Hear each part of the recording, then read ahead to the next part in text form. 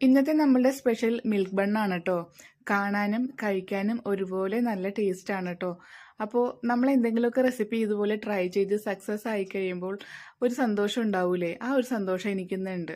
Milk bun ഞാൻ first ടൈമാണ് try ചെയ്യുന്നത്. അതുകൊണ്ട് തന്നെ അത് സക്സസ് ആയപ്പോൾ വളരെ സന്തോഷമായി.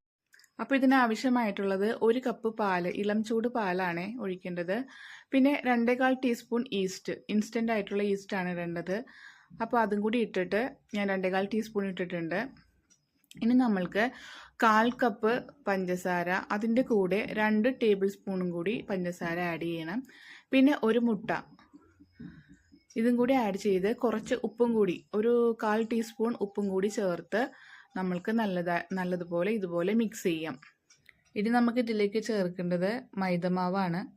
അപ്പോൾ മൈദമാവ് ചേർക്കാം. ഞാനിതിൽ ഉപ്പിടാൻ നേരത്തെ മറന്നുപോയായിരുന്നു. ആ ഉപ്പാണ് കേട്ടോ ഞാൻ ഇട്ട് കൊടുക്കുന്നത്.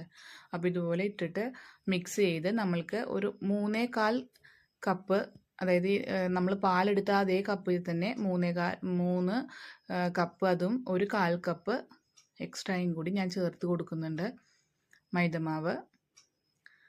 അപ്പോൾ 1 കപ്പ് പാലിന് 3/4 കപ്പാണ് അളവ്. അപ്പോൾ കുറച്ച് മിൽക്ക് പൗഡറും കൂടി ഞാൻ ചേർക്കുന്നുണ്ട്. ഒരു 3 അല്ലെങ്കിൽ 4 ടേബിൾ സ്പൂൺ മിൽക്ക് പൗഡറും കൂടി ചേർത്ത് കൊടുത്തിട്ടുണ്ട്. ഇനി നമ്മൾക്ക് എല്ലാം കൂടി മിക്സ് ചെയ്ത് എടുക്കാം. ഇതുപോലെ കയ്യിൽ കൊണ്ട് മിക്സ് ചെയ്തിട്ട് നമ്മൾ കൈ കൊണ്ട് നന്നായിട്ട് മിക്സ് ചെയ്ത് എടുക്കണം. കൈ കൊണ്ട് മിക്സ് ചെയ്യുന്നതിന് മുമ്പായിട്ട് നമുക്ക് 2 ടേബിൾ സ്പൂൺ ബട്ടറും കൂടി ചേർത്ത് കൊടുക്കാം. എന്നിട്ട് നല്ലതുപോലെ കൈ കൊണ്ട് നല്ലതുപോലെ കുഴച്ച്, നമ്മൾ പൊറോട്ടയ്ക്കൊക്കെ കുഴയ്ക്കുന്നത് പോലെ നല്ലതുപോലെ കുഴയ്ക്കണം. മൈദമാവ് ആയതുകൊണ്ട് തന്നെ നല്ലതുപോലെ കുഴച്ച് ഈ പരുവത്തിലാക്കി എടുക്കണം.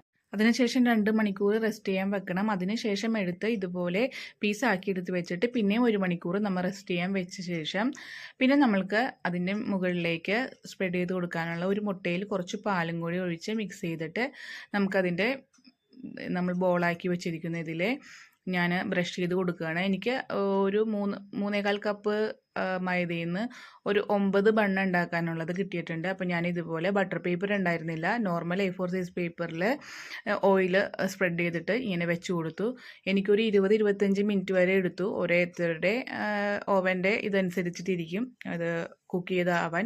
നമ്മളുടെ ബണ്ണിൻ്റെ മേളിൽ ഇതുപോലെ ബ്രൗണിഷ് കളർ ആയി കഴിയുമ്പോഴേക്കും നമുക്ക് എടുക്കാവുന്നതാണ്. അപ്പോൾ ഇതുപോലെ എടുത്തു കഴിഞ്ഞ് ചൂടോടുകൂടി തന്നെ ബട്ടർ തേച്ച് കൊടുത്ത് നമ്മൾക്ക് എടുക്കാവുന്നതാണ്. അപ്പോൾ വളരെ സ്വാദിഷ്ടമായിട്ടുള്ളതും നല്ല കാണാനും ഭംഗിയായിട്ടുള്ളത് നമ്മുടെ മിൽക്ക് ബൺ റെഡി ആയിട്ടുണ്ട്. എല്ലാവരും ഒന്ന് ട്രൈ ചെയ്ത് നോക്കണം കേട്ടോ.